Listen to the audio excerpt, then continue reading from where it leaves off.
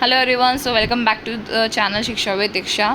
Economics of innovations का हम chapter 1 cover कर चुके हैं। This is going to be chapter 2, ठीक है। और मैं एक तरीके से ना आपको एग्ज़ाम के बेसिस के लिए एक शॉर्ट नोट करके, या हम बोल सकते हैं जो भी मेन टॉपिक्स हैं, मेन टॉपिक्स भी नहीं, मतलब मैंने कोशिश तो करी है कि सारा ही चैप्टर पूरा कवर हो सके इसमें, ठीक है। सो उसमें क्या क्या आपको लिखना है पेपर के हिसाब से, वो सब चीज़ें मैंने इसमें ना एक समराइज फॉर्म में एक्सप्लेन कर रखी है।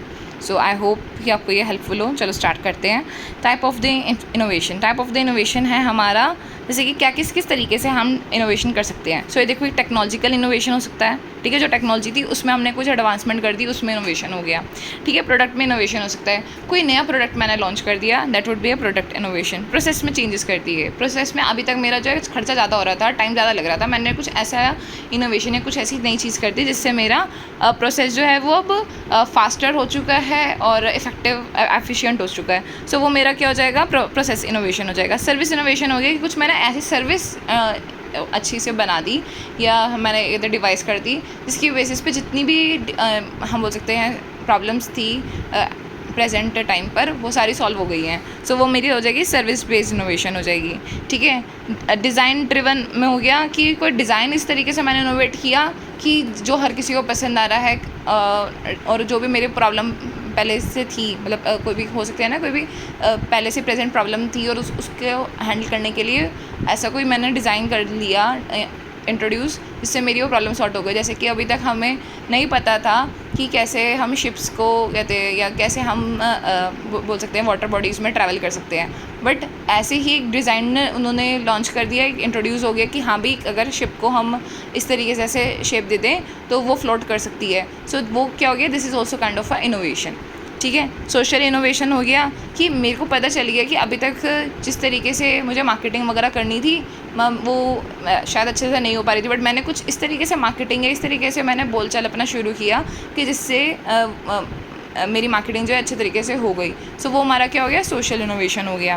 रिस्पॉन्सिबिलिटी इनोवेशन हो गया, कुछ ऐसी रिस्पॉन्सिबिलिटीज़ थी उसको कैटर करने के लिए रास्ता नहीं मिल रहा था, बट उस रिस्पॉन्सिबिलिटीज़ को कैटर करने के लिए, जैसे कि हमारी प्लास्टिक्स वगैरह, ये जो हम बोल सकते हैं पोल्यूशंस वगैरह, ये हमारी एक रिस्पॉन्सिबिलिटीज़ हैं उसको संभालना, बट उसको ध्यान रखने के लिए कुछ ऐसा इनोवेशन कर दिया मैंने कि जिससे वो प्रॉब्लम जो थी वो मिटिगेट हो गई, और वो जो थी वो बहुत हद तक कंट्रोल हो गई। तो वो मेरा रिस्पॉन्सिबिलिटी बेस्ड इनोवेशन में आ जाएगा, ठीक है। ग्रीन जो इनोवेशन होगा, that would be specifically related to the environment, कि कोई एनवायरनमेंट के बेटरमेंट के लिए मैंने इनोवेशन कर दी, तो वो मेरा ग्रीन इनोवेशन में आ जाएगा। एप्लीकेशन बेस्ड में आ जाएगा कि कुछ नए पर्पज़ के लिए मैंने नया एप्लीकेशन ही लॉन्च कर दिया। जैसे कि पहले हमारे पास कोई भी, हम बोल सकते हैं कि कहते हैं सोशल प्लेटफॉर्म्स नहीं थे, ठीक है, बट इन्होंने एक तरीके से हमारे पास इनोवेशन आया कि भैया व्हाट्सएप वगैरह, ये सोशल मीडियाज़ वगैरह, ये सब चीज़ें डिवाइस हुए, तो this is the new application innovation, ठीक है। उसके बाद हमारा आता है एक्सपीरियंशियल इनोवेशन, कि मैंने कुछ इस तरीके से ऐसी सर्विसेज या ऐसी कोई चीज़ मैंने इनोवेट करी कि जिससे मैं कस्टमर्स को अच्छी सर्विसेज या एक अच्छा एक्सपीरियंस दे सकती हूँ। जैसे कि आपने देखा ही होगा कि बहुत सारे वैसे आजकल मॉल्स में मशीन्स वगैरह हो चुके हैं, ठीक है, या हम बोल सकते हैं VRs वगैरह, ये ऐसे हो चुके हैं जिससे आपको बहुत अच्छी एक्सपीरियंस मिल जाता है, ठीक है, गेम्स वगैरह के लिए। वो हमारा उसमें आ जाता है। मार्केटिंग की कोई बेस पे कोई आपने वो इनोवेशन किया तो आपका मार्केटिंग इनोवेशन हो जाएगा। स्ट्रक्चरल यहाँ पर आ जाता है कि आपने कोई अपने ऑर्गेनाइजेशन में हियरार्की बेसिस पे कुछ ऐसा इनोवेशन कर दिया कि अभी तक मैनेजमेंट में आपने ही सोच रखा था कि एक बंदे के अंदर 3 से 4 ही वो फर्दर सबऑर्डिनेट्स होंगे, बट आपने बोला 3 से 4 की जगह पर अगर मैं 10 सबऑर्डिनेट्स कर दूँ तो मेरी कॉस्ट शायद कम लगेगी उनको हैंडल करने के लिए। तो आपने कुछ अगर नया कुछ उसमें डिवाइस किया है तो वो आपका स्ट्रक्चरल बेस्ड इनोवेशन हो जाएगा, ठीक है। और यहाँ पर हम बोल सकते हैं बिजनेस मॉडल, और हम यहाँ पे देखेंगे बिज़नेस मॉडल इनोवेशन में क्या आता है कि जैसे कि कोई भी हमने नया बिज़नेस मॉडल लॉन्च कर दिया तो हमारा बिज़नेस लेवल पे आ जाएगा। जैसे कि वैल्यू चेन हमने कुछ अच्छे से डेवलप कर दी, ये सब चीज़ें इसमें आ जाएंगी। डिस्ट्रप्टिव इनोवेशन हमारा होता है जब मैंने कुछ इस तरीके से चेंज किया जिससे पूरी की पूरी मार्केट ही जो है ना वो ये अब फेल हो गई है, अब एकदम तरीके से नई मार्केट अब डिवाइस होगी। जैसे कि एग्जांपल के लिए ईवी जब आए हैं, ईवी जब हमारे मार्केट्स में आए हैं तो एक तरीके से जो पेट्रोल के व्हीकल्स थे उसकी पूरी मार्केट जो है वो पूरी डिस्ट्रप्टिव चेंज हुई है, पूरी की पूरी तरीके से वो चेंज हो गई है। अब पेट्रोल की डिमांड नहीं है, अब जो भी उसमें कहते हैं पेट्रोल की जो हम बोल सकते हैं टंकियाँ वंकियाँ उसमें लगती थी, कहते हैं व्हीकल्स में, उसकी अब डिमांड नहीं है, अब बैटरीज़ की डिमांड है। पूरी की पूरी मार्केट में जितने भी सप्लायर्स हैं, जितने भी कस्टमर्स हैं, उन सब में पूरा चेंज होना हमारा यहाँ पे क्या होता है, डिस्ट्रप्टिव चेंज होता है, रेडिकल चेंज होता है कि जब हमारा धीरे धीरे पूरी मार्केट में चेंज होता है, that would be consider as radical innovation change.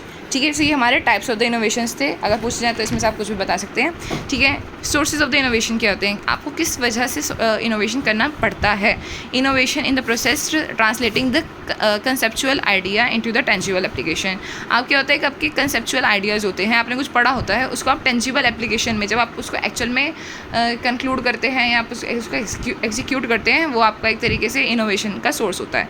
ठीक है, आपने जैसे सीख रखा था कि आपने जैसे सीख रखा था कि ORS का कहते घोल बनाने से, ऐसे पढ़ा था आपने, ORS का घोल बनाने से या ORS का सोल्यूशन बनाने से ये हमारी डिहाइड्रेशन, ये सबकी प्रॉब्लम जो है दूर हो जाती है।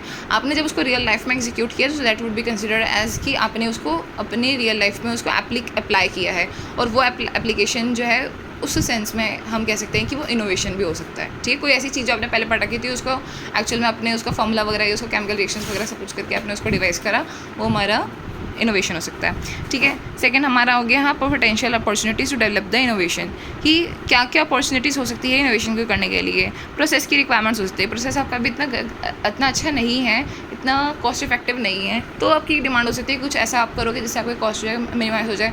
उस नीड की वजह से आप एक तरीके से इनोवेशन कर सकते हो। जैसे आप समझ सकते हो कि ज़रूरत ही, आपको पता है ना, आविष्कार की जननी है, एक बात मानी जाती है। तो वही चीज़ है कि आपकी प्रोसेस की रिक्वायरमेंट थी कि आपकी कॉस्ट जो है वो रिड्यूस होनी चाहिए, जिससे आपके प्रॉफिट मार्जिन जो है बढ़ सके।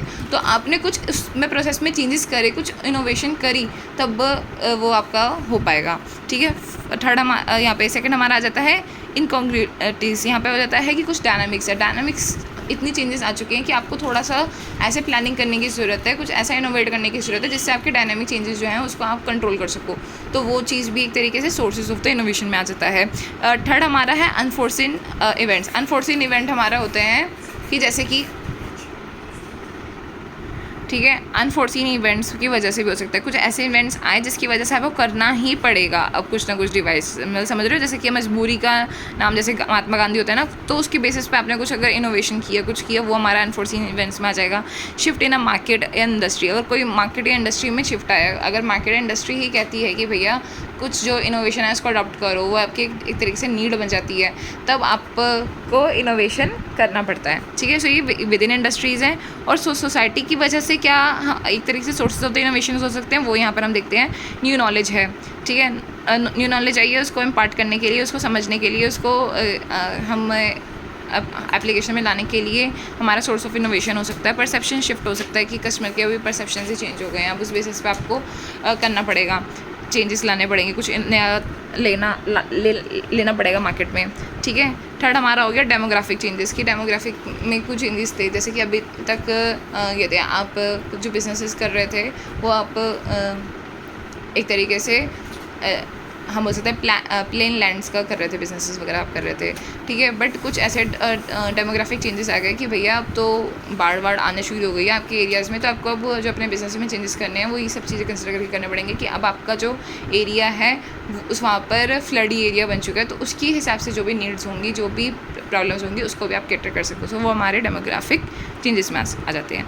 ठीक है, अब ये एक टॉपिक आ जाता है, this is very very important. I believe कि ये आपका शॉर्ट नोट में ज़रूर आ सकता है, that is path dependency. Path dependency अगर आपने नहीं पढ़ा होगा ना, आप वहाँ पे लिख के भी नहीं आ पाओगे। क्यों? क्योंकि ये जो टर्म्स हिसाब से लग रहा है ना, आप तुक्के भी नहीं भिड़ सकते कि इसका मतलब ये होगा। ठीक है, पाथ डिपेंडेंसी क्या होता है? Shows the significance of the previous choice that could limit the innovation in the present. ये क्या होता है, एक तरीके से ना ये इंपॉर्टेंस दिखाती है कि पहले का जो टेक्नोलॉजी चल रही है उसकी क्या इंपॉर्टेंस रही होगी।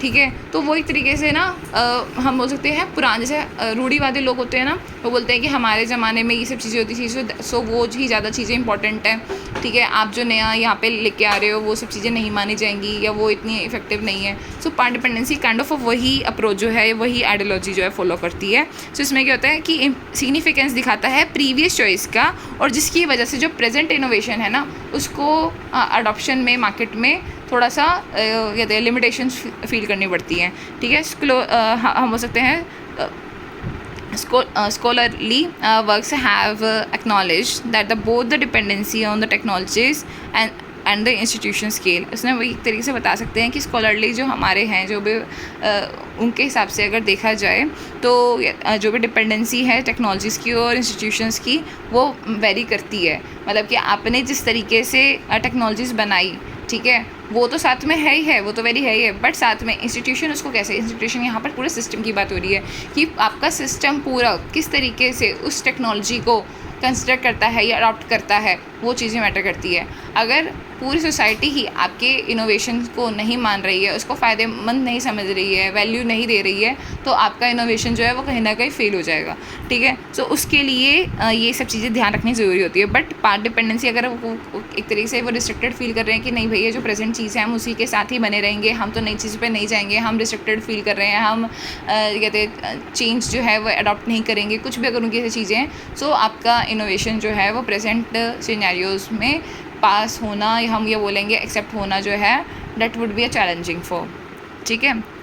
तो अब इसमें क्या होता है, mutual adoption process between the innovation and the process of environment leads to the formation of the social technological regimes. और जब एक तरीके से अडॉप्शन हो जाता है, मतलब एक तरीके से जब एक म्यूचुअल रिलेशनशिप सेटअप हो जाता है इनोवेशन का और एनवायरनमेंट में उसका फॉर्मेशन का, तो उसे हम सोशल टेक्निकल रिजाइम्स कहते हैं, ठीक है, जो कि एक तरीके से रीइंफोर्स्ड होता है रिटर्न से। मतलब आप किसी को कैसे ही मना सकते हो कि नई चीज़ से जाने के लिए, आप उनके जब फ़ायदे बताओगे कि भैया अब आप अभी तक आप ये सब काम कर रहे थे, ये टेक्नोलॉजी आप यूज़ कर रहे थे, ठीक है, ये सपोज़ करो भी आप हाथ वाला पंखा जो है उससे अपने आप को कहते हैं हवा कर रहे थे, तो अब आप कहते हैं इलेक्ट्रिसिटी वाले पंखे वगैरह ले आओ, तो उसके लिए आप क्या बोलोगे, आप बोलोगे ना कि अब इसमें आपको अपने हाथ से करने की ज़रूरत नहीं पड़ेगी, आपको कहते हैं बस बैठना है, एक बटन दबाना है और आपको सर्विस मिल जाएगी, ठीक है। ये सब चीज़ें आप ही फ़ायदे बताओगे ना उनको, बट उसमें जो उनके नुकसान होंगे उसके लिए भी आप बताओगे कि देखो थोड़ा बहुत बिजली का बिल आएगा, उससे ज़्यादा आपके एफर्ट्स बचेंगे, आप आराम कर सकते हो, सोते हुए भी कहते हैं आपको गर्मी नहीं लगेगी। ये सब चीज़ें आप बताओगे तो वो फिर एक तरीके से मोटिवेटेड फील करेगा ना कि आपकी जो न्यू टेक्नोलॉजी है उसको वो एक्सेप्ट कर सके प्रेजेंट मार्केट में। सो वो चीज़ इसमें आ जाती है। थ्योरीज ऑफ द इनोवेशन यहाँ पे आप पे बहुत सारी हैं, उसको मैं जल्दी से ख़त्म करूँगी, ठीक है। और ये भी आ सकता है, मुझे लगता है कि पूछ सकते हैं वो किसी भी केस स्टडीज़ में लेकर के, तो इसमें मैंने बस कैरेक्टरिस्टिक्स ऑफ द थ्योरीज बता रखी हैं, जिसमें अगर कोई केस स्टडी में आपको कोई भी चीज़ ऐसी लगती है कि वो इस थ्योरी से, तो आप उसको जल्दी से आइडेंटिफाई कर पाओ, ठीक है। सो पहली यहाँ पे थ्योरी आ जाती है जोसेफ्स की थ्योरी। जोसेफ की थ्योरी यहाँ पे होती है, वो पूरा बोलता है कि इन्फ्लुएंस होता है क्रिएटिव डिस्ट्रक्शन से। क्रिएटिव डिस्ट्रक्शन मैंने आपको पहले बताया था, क्रिएटिव डिस्ट्रक्शन होता है कि आपने जो एट प्रेजेंट मार्केट में जो भी टेक्नोलॉजी चल रही है ना, उसके आपने फर्दर उसमें इनोवेशन ला करके अगर नई चीज़ लेकर के आ रहे हो, तो आप अपनी जो इनोवेशन लेकर के आ रहे हो वो एक तरीके से आप अगेंस्ट जा रहे हो प्रेजेंट सिनेरियो से, ठीक है। प्रेजेंट जो भी टेक्नोलॉजीज़ यूज़ हो रही है उससे आप एक तरीके से किसी की प्रेजेंट टेक्नोलॉजीज़ को डिस्ट्रॉय कर रहे हो, उसकी क्रिएटिविटी को डिस्ट्रॉय कर रहे हो, ठीक है। तो वो इसके खिलाफ होता है, इस चीज़ के लिए destroys the present technology and that approaches, समझ गए। तो इसमें क्या होता है, फोकस क्या करता है ये कि इनोवेशन एज अ की ड्राइवर। भैया मैं तो कहते हैं जल्दी से नहीं मानूंगा, मतलब इस यहाँ पे एक तरीके से ये अप्रोच होती है कि मैं नहीं मानूंगा कि नई चीज़ें जो हैं उसको मैं अडॉप्ट कर सकूँ अनटिल अनलेस अगर आपकी जो इनोवेशन है वो की ड्राइवर्स है। मेरे को अगर वो इमीडिएट फ़ायदा दे रही है, अगर मेरे को वो इकोनॉमी में इमीडिएट ग्रोथ दे रही है, तो मैं सोच सकता हूँ आपके नए इनोवेशन के लिए, एल्स नहीं तो मैं नहीं सोचूंगा। यहाँ पे एक चीज़ होती है, एंटरप्रेन्योरल एक्टिविटीज़ होती है कि भैया रेडिकल चेंजेस आएंगे तो ठीक है, अगर मेरे को फ़ायदा बनेगा, मेरा बिज़नेस सेटअप होगा नए इनोवेशंस के साथ, तो ठीक है, नहीं तो मैं भी इसको एक्सेप्ट नहीं करूँगा, ठीक है। मार्केट पावर यहाँ पर क्या होती है कि अगर पूरे की पूरी मार्केट इन्फ्लुएंस हो जाएगी आपके नए इनोवेशंस के साथ, नए एज के साथ, नए बेनिफिट्स के साथ, तो ही आपका कोई भी इनोवेशन है वो चल पाएगा। नहीं तो जो भी अभी करंट में इनोवेशन चल रहा है, जो भी करंट में टेक्नोलॉजी चल रही है, उसी के साथ ही कंटिन्यू करेंगे, ठीक है। So innovation can foster only with the market power. अगर मार्केट पावर है तभी इनोवेशन को फोस्टर किया जा सकता है, ठीक है। ये हमारी पहली टेक्नोलॉजी थी। सेकेंड हमारी टेक्नोलॉजी है Everett Rogers diffusion of the technology. ये क्या है, ये क्या कहता है कि theory focuses on the communication channel and the social processes to foster the innovation. ये कहते हैं कि देखो आपकी इनोवेशन चलेगी मार्केट में तब जब आपका ढंग से कम्युनिकेशन चैनल स्ट्रॉन्ग होगा, ठीक है, और सोशल प्रोसेसेस होंगे। अगर आप कम्युनिकेट कर पाएंगे कि आपके इनोवेशन से क्या बेनिफिट्स या क्या अच्छी चीज़ें मिल सकती हैं, तभी आपका भैया इनोवेशन जो है मार्केट में चल पाएगा, नहीं तो उसकी कोई वैल्यू नहीं है। और अगर सोसाइटी में लोग उसको समझेंगे, उसको इज्जत देंगे तो, ठीक है। सो फैक्टर इन्फ्लुएंसेस क्या क्या इसमें फैक्टर्स इन्फ्लुएंस करते हैं? Relative advantage. रिलेटिव एडवांटेज क्या होता है कि आपका जो भी करंट में आप न्यू चेंज जो लेकर के आए हो, वो पुराने जो भी फॉर्मूलाज हैं उससे कितना बेनिफिट दे रहा है, तो वो चीज़ मैटर करती है यहाँ पर, ठीक है। अभी तक जो भी हम मशीनरी यूज़ कर रहे थे उससे अगर 50 प्रोडक्ट्स मेरे जो हैं वो प्रोड्यूस हो रहे थे, और अभी आप जो लेकर के आए हो उससे मेरे 500 प्रोडक्ट्स अगर प्रोड्यूस हो रहे हैं, so this is the radical change. आप एकदम से इतनी बड़ी चीज़ लेकर के आ गए हो, तो यहाँ पर जो है रिलेटिव एडवांटेज अचीव हो जाएगा, तो भैया हम मान जाएंगे, हम आपके जो भी इनोवेशन है उसके साथ कहते हैं हाथ मिला लेंगे, ठीक है। ये चीज़ होती है। सेकंड आ जाएगा हमारा कंपैटिबिलिटी की, उसकी कंपैटिबिलिटी की थी, उसके कहते हैं प्रोज एंड कॉन्स की एनालिसिस क्या क्या है, वो हर कोई उसको खरीद सकता है नहीं खरीद सकता, वो चीज़ भी मैटर करती है, ठीक है। फिर उसके बाद हमारा आता है कॉम्प्लेक्सिटी की। क्या कॉम्प्लेक्सिटी है? ऐसे ही तो कोई टेक्नोलॉजी नहीं लेकर के आगे कि चाहिए जिसके लिए मुझे फर्दर और 2-3 मशीनें या और 2-3 चीज़ें जो है हायर करनी पड़ेंगी, या कहते हैं बंदे नए हायर करने पड़ेंगे। अगर वो चीज़ है तो भैया ओवरऑल तो मेरी कॉस्ट जो है वो इंक्रीज़ हो जाएगी ना, तो मैं इसके लिए हैप्पी नहीं होऊंगा। मतलब यहाँ पे ये वाली बात बताने की बात है, ठीक है। या अब यहाँ पे फोर्थ आ जाता है ट्रायलबिलिटी कि भैया ट्रायलबिलिटी में कैसा लगा। अगर जैसे हम बोलते नहीं है कि नई चीज़ आई है तो हम बोलते हैं फ्री में ट्राई करके देखो, तो ट्राई करने में उसको कैसा लगा कि भैया वो वर्थ इट लगा नहीं लगा, उस चीज़ के ऊपर वेरी करता है। फिर फिफ्थ आता है हमारा ऑब्जर्वेबिलिटी की ऑब्जर्व करने पर वो चीज़ कैसी लगी, ईजीली अंडरस्टैंडेबल है या नहीं है, वो सब चीज़ें, ठीक है। फिर उसके बाद सिक्स्थ आ जाता है कम्युनिकेशन चैनल कि किस तरीके से बताया गया, किस तरीके से मार्केटिंग की गई है, वो चीज़ यहाँ पे मैटर करती है, ठीक है। फिर हमारा आता है 7 सोशल सिस्टम फैक्टर्स। कि सोशल सिस्टम फैक्टर्स में आता है कि फर्दर हमारे रेफरेंसेस से बहुत काम करते हैं। अगर एक तरीके से इन्फॉर्मेशन या एक तरीके से रूमर आ जाता है कि भाई सारे के सारे जो भी हम बोल सकते हैं ग्रेट लीडर्स हैं मार्केट के, वो जो भी करंट मशीनरी आई है, ये इनोवेशन आया है, उसको अडॉप्ट करने की सोच रहे हो, तो जो स्मॉल सप्लायर्स हैं या सेलर्स हैं, वो भी क्या करेंगे, वो बोलेंगे भैया इसका मतलब अगर ये प्लानिंग कर रहे हैं सो डेफिनेटली पूरा टाइम जो है उनके हिसाब से रिवॉल्व होने वाला है, उनके हिसाब से पूरा चेंज होने वाला है। सो अगर ऐसा है तो वो खुद ही बोलेंगे चल कोई ना भाई हम ले लेते हैं मार्केट में, ठीक है। अगर आपको वैसे पता होगा तो फ्रेंचाइजी अगर जैसे होती है मार्केट्स में, उसमें ये होता है कि भैया कौन कौन बंदा यहाँ पे फ्रेंचाइजी ले रहा है, कौन कौन बंदे ये आपका जो नया प्रोडक्ट है उसको चलाने के लिए हाँ कर रहा है। अगर अच्छा जी ये बंदा जो है he is the great leader of the market, अगर उसने हाँ कर दिया तो हर कोई उसके पीछे पूछ बन करके उस प्रोडक्ट को हाँ दे कर देगा और बोल देगा हाँ ठीक है ये वाला प्रोडक्ट मार्केट में बेचना मैं बेच दूँगा, ठीक है। वो चीज़ यहाँ पर आती है। फिर उसके बाद आता है कैटेगराइजेशन ऑफ द अडॉप्टर्स की कहते हैं, इसके लिए सबसे ज़्यादा होता है अडॉप्टर्स की कैटेगराइजेशन होना, ठीक है। कि किस तरीके से आपका नया जो भी प्रोडक्ट है या जो भी न्यू इनोवेशन है वो किस तरीके से लोग उसको अडॉप्ट करते हैं। सो उसमें भी ना ये चीज़ जो है अगर एक बार आप पढ़ लो पूरे सब्जेक्ट में, ये चीज़ आपको बार बार ही पढ़नी पड़ेगी। तो मैं इस तरीके से आपको समझाऊंगी कि आपको बार बार करने से आपका रिवीजन हो, ठीक है। सो फर्स्ट है हमारा आता है इनोवेटर्स। इनोवेटर्स होते हैं रिस्क टेकर्स होते हैं, वो जल्दी से नई नई चीज़ों के लिए कहते हैं इन्फ्लुएंस्ड होते हैं एक तरीके से। वो बोलते हैं अच्छा नया क्या आ रहा है मार्केट में, जल्दी से कि नई टेक्नोलॉजी क्या आ रही है, नया फीचर क्या आ रहा है, उनको वो चीज़ चाहिए होती है। उसके बाद आता है सेकेंड अर्ली अडॉप्टर्स। सो उनको होता है कि भैया चलो कहते हैं नई चीज़ मार्केट में ये आई है, अब इसके फ़ायदे वगैरह हैं, लोगों ने बताया है, यूट्यूब वगैरह पे लोगों ने डाल दिया कि ये ब्रांड इसका ऐसा है, इसका ये ऐसा है, उससे जल्दी से इन्फ्लुएंस हो गए और वो चीज़ आकर के बाय कर ली, वदर उनको नीड है या नहीं है, थोड़ी सी भी नीड में उन्होंने उस चीज़ को बाय कर लिया, ठीक है। उसके बाद थर्ड आता है अर्ली मेजॉरिटी। अर्ली मेजॉरिटी होती है जब वो ब्रांड चल गया, ट्रेंड बन गया, अब उस ट्रेंड को दिखाने के लिए शो ऑफ करने वाले जो बंदे होते हैं, जो कि जल्दी से कहते बोलते हैं कि हाँ हमें कोई दिक्कत नहीं है, नया सामान आया तो भी ठीक है, पुराना आया तो भी ठीक है, बट नया आया है तो अच्छी बात है, जो थोड़े से उसमें होते हैं वो हमारे होते हैं अर्ली मेजॉरिटी वाले, ठीक है। उसके बाद आते हैं लेट मेजॉरिटी वाले। लेट मेजॉरिटी वाले तब आते हैं जब उनको लगता है भैया अब तो ये मार्केट में ना हर कोई ले रहा है, अगर हम नहीं लेंगे सो हम शायद पीछे रह जाएंगे, ठीक है। तब वो जाकर के जो इन सब चीज़ों में इन्वेस्टमेंट्स दिखाते हैं या इंटरेस्ट लेते हैं वो होते हैं हमारे लेट मेजॉरिटी वाले। फिर फिफ्थ आते हैं लेगार्ड्स। लेगार्ड्स वो होते हैं जब वो चीज़ एकदम सस्ती हो जाती है और एकदम कहते हैं मार्केट में एक पूरी नीड बन जाती है ना कि जब तो नेसेसिटी है, अब तो लेना ही लेना है, अब तो इसके अलावा कुछ है ही नहीं, सो वो लेगर्ड्स होता है। जैसे कि अब स्मार्टफोन्स ही अब एक तरीके से नेसेसिटीज बन गई हैं। तो अगर आप देखोगे तो रिक्शे वाले ही सबके हाथों में कहते हैं ये स्मार्टफोन्स होते हैं, सो वो लेगर्ड्स में आ गए कि अब तो ये चीज़ ज़रूरी ही ज़रूरी है। तो तब जो बंदे लेते हैं वो होते हैं लेगर्ड्स, ठीक है।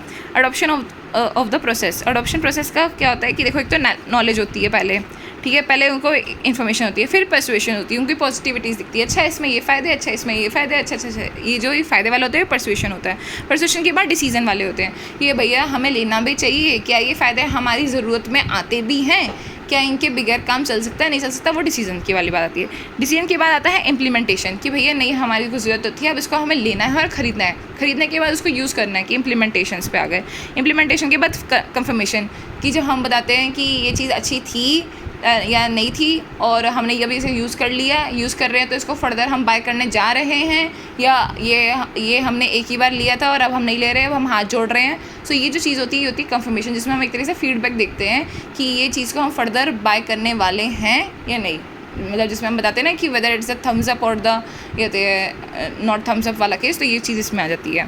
फिर आ जाता है डिफ्यूजन प्रोसेस। डिफ्यूजन प्रोसेस हमेशा इनोवेशन में कोई भी चेंज होता है तो डिफ्यूजन प्रोसेस होता ही होता है। तो डिफ्यूजन प्रोसेस में क्या होता है, इनोवेशन कम्युनिकेशन की कम्युनिकेशन पहले मिलेगी, फिर लीडरशिप्स, ओपिनियन की लीडरशिप्स आएंगे। आपने एक तरीके से फ़ायदा लेकर के जाते हो, आपको पता ही है सेलर्स जो होते हैं नए नए प्रोडक्ट्स को लेकर के डिफरेंट मार्केट्स में आते हैं, डिफरेंट शॉप्स में आते हैं कि भैया जी ये नई चीज़ आई है मार्केट में, हम ये लेकर के आए हैं, या इसमें तो सिर्फ एक बटन दबाने से आपके ये काम हो जाते हैं, ठीक है। तो एक तरीके से कम्युनिकेशन बताई। अब ओपिनियन लीडरशिप कहता है अच्छा, मतलब शार्क टैंक वाली बात पे बात आ जाती है, अच्छा ये आप नई चीज़ें लेकर के आए हो, ओके ये चीज़ मैं बेच पाऊँगा नहीं बेच पाऊँगा, इसमें मेरे को इन्वेस्टमेंट करना चाहिए नहीं करना चाहिए, फ़ायदा है नहीं है, उस चीज़ के ऊपर वो जजमेंट जो लेता है वो हमारा जाता है ओपिनियन लीडरशिप। ओपिनियन लीडरशिप के बाद वो फिर बाद में अपने जब उसने सामान खरीद लिया, या तो एक तरीके से हम बोल सकते हैं उसको, उसने लॉट उठा लिया, ठीक है भैया इतने पीसेस हमें दे दो, हम आगे बेच देंगे।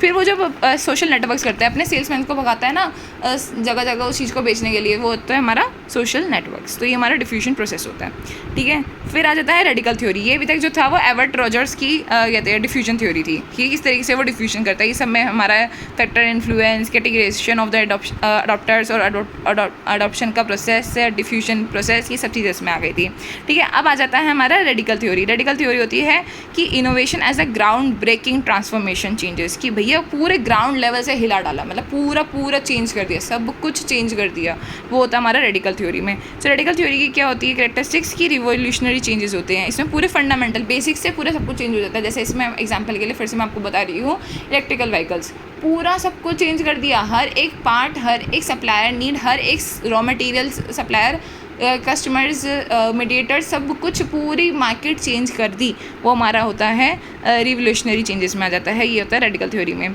ठीक है। हाई डिसरप्शन होता है, डिसरप्शन बहुत बड़े लेवल का होता है, ठीक है। लॉन्ग टर्म इम्पैक्ट होता है, पूरे मार्केट के लिए लॉन्ग टर्म इम्पैक्ट है। जैसे कि अगर अभी आप देखो इलेक्ट्रिकल व्हीकल अभी जैसे आई है, सो ये ऐसा नहीं है कि भी 1-2 साल के लिए होगी, फर्दर फिर कुछ चेंजेस आना ना भाई, ये जो आई है अभी लॉन्ग टर्म के लिए है, इलेक्ट्रिकल व्हीकल का ही अब ज़माना आने वाला है, वो चीज़ इसमें आती है। उसके बाद डी आता है हमारा इंक्रीमेंटल थ्योरी। इंक्रीमेंटल थ्योरी है it allows the present product remain competitive. इसमें क्या होता है कि भैया हम भी अपना नया सामान लेकर के आ रहे हैं और जो प्रेजेंट में चीज़ें चल रही है ना उसको भी आप कहते कंसिडर कर सकते हो। इस तरह से कंपटीशन होता है नई वाली मशीन में और प्रेजेंट वाली मशीन के ऊपर कंपटीशन होता है। तो ये हमारा होता है इंक्रीमेंटल थ्योरी में। इंक्रीमेंटल थ्योरी में it includes the small level improvements. इसमें क्या होता है थोड़ा सा ही हमने इंप्रूवमेंट्स करके कर देते हैं, ठीक है। अब इसमें कैरेक्टरिस्टिक्स क्या होते हैं, इवोल्यूशनरी चेंज होते हैं, धीरे धीरे वाले चेंजेस होते हैं, रिवोल्यूशनरी नहीं है इवोल्यूशनरी है, धीरे वाले चेंजेस हैं। लो डिसरप्शन है, इसमें डिसरप्शन बहुत लो है, ठीक है। शॉर्ट टर्म फोकस होता है, इसमें सिर्फ शॉर्ट टर्म फोकस होता है, ठीक है। अब आ जाते हैं ई थ्योरी में ये है अभी क्या है एबरनैथी क्लार्क मॉडल ऑफ इनोवेशन। इसमें क्या हुआ, इसने बोला कि भैया इनोवेशन करने के लिए ना टाइप्स ऑफ नॉलेज बहुत इंपॉर्टेंट होती है। और टाइप्स ऑफ नॉलेज भी क्या होती है, दो लेवल की, दो चीज़ों की नॉलेज होनी चाहिए। एक तो मार्केट की नॉलेज होनी चाहिए, एक आपको टेक्नोलॉजी की नॉलेज होनी चाहिए, ठीक है। मार्केट की नॉलेज और उसके बेसिस पे ही आपको करना चाहिए। अब मार्केट की नॉलेज और टेक्नोलॉजी की नॉलेज के हिसाब से देखो क्या है, अगर मार्केट की कैपेबिलिटी प्रिजर्व्ड बेसिस पे है, ठीक है, मतलब संभाल करके रखने वाली है, तो क्या होना चाहिए, मार्केट की बेसिस डिस्ट्रॉयड लेवल पे है कि भैया डिस्ट्रॉय कर सकता है कोई भी, ऐसी मार्केट है जिसमें ईजीली सब्सटीट्यूशन अलाउड है, बहुत जल्दी से इसमें डिमांड्स और कहते हैं सप्लाईज चेंज होती हैं, सो हमारी हो जाएंगी वो डिस्ट्रॉयड लेवल की।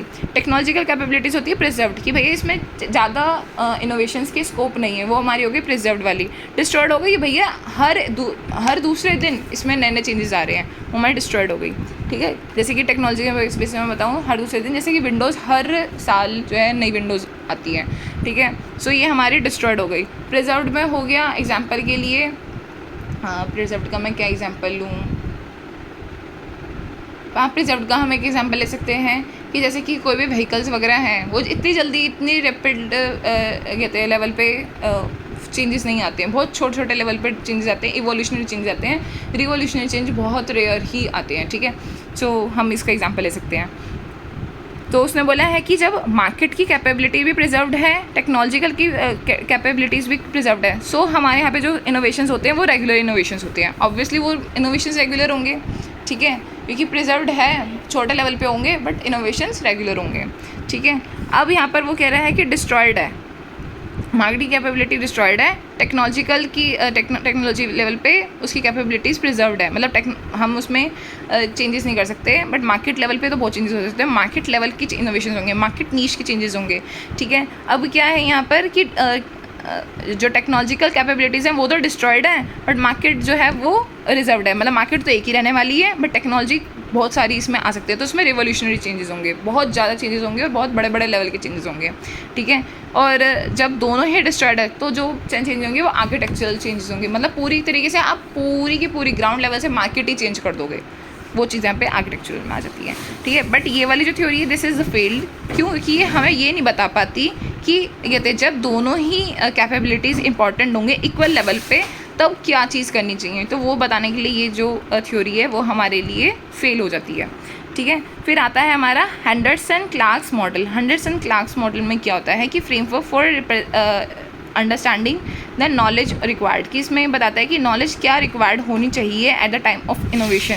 सो नॉलेज ऑफ द कंपोनेंट्स हमारे यहाँ पर होनी चाहिए कि भैया कि जो भी चीज़ें हमें यूटिलाइज करने वाले हैं वो सब चीज़ें नॉलेज ऑफ द कंपोनेंट्स में आ जाता है, ठीक है। Knowledge of the linkage between the them, और जो भी कंपोनेंट्स हम यूज़ करने वाले हैं उसके बीच में क्या लिंकेज होने वाले हैं, क्या उसके सब, अगर हमने कुछ रॉ मटेरियल्स यूज़ करने वाले हैं तो उसके बीच में और हमारे प्रोडक्ट के बीच में क्या लिंकेज रहने वाले हैं, वो सब चीज़ें इसकी नॉलेज में आ जाते हैं। 4 टाइप्स ऑफ इनोवेशंस यहाँ पर होते हैं, incremental, modular, architectural and the radical, ठीक है। इंक्रीमेंटल धीरे धीरे होते हैं, मॉड्यूलर जो होते हैं हम बोल सकते हैं फेसेस में होते हैं, ठीक है, और आर्किटेक्चरल जो पूरे ड्रास्टिक लेवल पे पूरा चेंज होता है, रेडिकल होते हैं जिसमें हमारे चेंजेस तो बहुत बड़ा होता है बट आर्किटेक्चरल से थोड़ा कम होता है। आर्किटेक्चर में आपकी मार्केट भी पूरी चेंज हो चुकी होती है, ठीक है।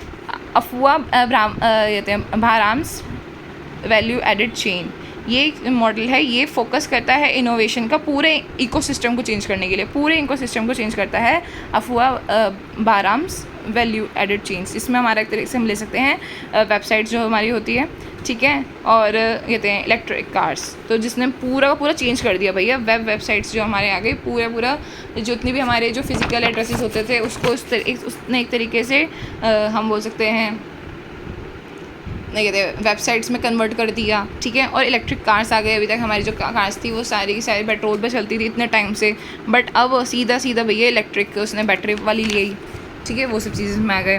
फिर आता है हमारा open innovation model. Open innovation model क्या होता है, leverages the both internal and the external knowledges. Open innovation कहता है भैया हमें इन्फॉर्मेशन इंटरनल भी होनी चाहिए, एक्सटर्नल भी होनी चाहिए। इसके एग्जम्पशंस क्या होते हैं इस थ्योरी के पीछे कि भैया हर एक स्मार्ट पर्सन, हर एक इनोवेटिव पर्सन आपके फर्म में ही हो ये ज़रूरी नहीं है, ठीक है। मतलब थोड़ा सा बाहर भी देखो, बाहर वालों को भी कमज़ोर मत समझो, जो कंपटीटर है ये कहता है, ठीक है, मेरे हिसाब से तो सही कहता है। एक्सटर्नल रिसर्च क्रिएट वैल्यू, अब ये बोलता है कि आपको जो रिसर्च है ना वो एक्सटर्नली भी करनी चाहिए क्योंकि वो भी आपके लिए बढ़ती होती है, ठीक है, उससे भी आपको बहुत कुछ चीज़ें सीखने को मिलता है, ठीक है। सिर्फ अपने आप को ही आम ब्रह्मस्मी समझ लेना बेकार है, ठीक है। थर्ड यहाँ पर आ जाता है strong business model is required rather than to be first in the market. वो कहता है कि भैया फर्स्ट आना मार्केट में, फर्स्ट चीज़ें लॉन्च करना इतना इंपॉर्टेंट नहीं है जितना आपने स्ट्रॉन्ग एक कहते हैं मार्केट शेयर उठाना ज़्यादा इंपॉर्टेंट है, ठीक है। फिर फोर्थ आ जाता है internal and external both are require for the success. उसने बोला कि भैया दोनों ही चीज़ों को अंडरस्टैंड करना, उसके एनवायरनमेंट्स को कैटर करना आपके लिए इंपॉर्टेंट होता है। अब यहाँ पर होता है, उसने दो चीज़ें बोल रखी है, inbound and outbound open innovations dimensions. Inbound हमारे होते हैं मेड बाय द अदर, जो बाहर एक्सटर्नल सोर्सेज में हमें इनोवेशंस की डायमेंशंस मिलती हैं, और आउटबाउंड होते हैं जो हमारे इंटरनल आइडियाज़ होते हैं, हमारे आउटबाउंड होते हैं, ठीक है। उसके बाद हमारा आता है Clayton's and Christensen's disruptive innovation theory. इसमें क्या कहता है कि भैया जो न्यू फॉर्म होती है ना, वो आती तो बहुत कम रिसोर्सेज से, मतलब यहाँ पे छोटा पैकेट बड़ा धमाका वाली वो बात लेकर के आता है कि जो न्यू फॉर्म आती है वो आती तो कम रिसोर्सेज के साथ है, बट वो टारगेट किसको करती है, बड़ी मार्केट्स को, इस्टेब्लिश्ड फर्म्स को, ठीक है। और किस लेवल पे करती है, वो अपना जो प्रोडक्ट है ना वो उसे डिफ्रेंशिएटेड करके लेकर के आती है, और कस्टमर को इतनी प्रीमियम रिजल्ट्स देती है कि कस्टमर जो है धीरे धीरे इस्टेब्लिश फर्म की जो भी प्रोडक्ट सर्विसेज हैं उनको छोड़ करके न्यू फर्म्स की प्रोडक्ट एंड सर्विसेज को एक्वायर करने लग जाते हैं, या कहते हैं उनकी तरफ अट्रैक्टेड फील करने लग जाते हैं, जिससे जो न्यू मार्केट्स हैं, न्यू फर्म्स हैं, वो अपना कहते हैं शेयर जो है मार्केट्स में ग्रेजुअली इंक्रीज़ करती है। ये पूरी थ्योरी का सार है, ठीक है। इसके 5 थीम्स होते हैं कि डिस्ट्रप्टिव टेक्नोलॉजी इतनी तगड़ी लेकर के आएगी ना कि सबको हिला देगी, वो वाली बात, ठीक है। सेकंड है वैल्यू नेटवर्क। ये नेटवर्क को वैल्यू करती है कि भैया मैं नेटवर्क के हेल्प के थ्रू अच्छे से मार्केट को कैप्चर कर पाऊँगी, ठीक है। बिजनेस मॉडल इसका स्ट्रांग होता है। ये करते हैं, ये स्टार्टिंग में तो जब करते हैं तो ये बहुत स्मॉल फर्म्स होती हैं, बट ये धीरे धीरे अपने मॉडल को जो है ग्रेजुअली इंक्रीज़ करती है, ठीक है। इंकम्बेंट मतलब they are competent enough, they feel so कि भैया हमने तो सीधा सीधा कन्फ्रंटेशन करना है, मतलब सीधा सीधा धमकी देनी है अपने कम्पिटिटर्स को कि येस वी विल बी कहते हैं लीडर इन द मार्केट, भैया हम ही बनने वाले हैं मार्केट में, वो एक थ्योरी बताती है, ठीक है। Different and the new path, sorry इसके जो पाथ्स होते हैं वो डिफरेंट होते हैं और वो एक तरीके से न्यू होते हैं, ठीक है। ये रोकती वगैरह नहीं है इस्टेब्लिश कंपनी कहते हैं फर्म्स को, ठीक है। ये करती है उनको टारगेट लेकर चलती है, वो अपना मतलब अपने पे भरोसा रखती हैं, उनको अपने आप को उनसे कम भी नहीं समझती, ठीक है। अब यहाँ पर आ जाते हैं डिस्ट्रप्टिव इनोवेशन इन इंडिया। यहाँ पे ये है कि किस तरीके से डिस्ट्रप्टिव इनोवेशन हुआ है इंडिया में। देखो ये एग्जांपल्स में आ जाता है, क्योंकि हम पहले भी अपने एग्जाम्स में देख चुके हैं कि वो स्पेसिफिकली जो भी इनोवेशंस या कुछ भी एग्जांपल्स देते हैं वो इंडिया बेस्ड लेते हैं। तो यहाँ पे इट्सेल्फ दिया हुआ है कि Uber is the disruptive innovation, क्योंकि उसने टैक्सी इंडस्ट्री में पूरा डिस्ट्रप्शन क्रिएट किया था, ठीक है। यूपीआई जो है वो पेमेंट इंडस्ट्री में उसने डिस्ट्रप्शन क्रिएट किया था। सो ये दो हमारे एग्जाम्पल्स हो गए। सो इसी के साथ हमारा चैप्टर 2 खत्म होता है। Thanks for watching, keep supporting, keep learning.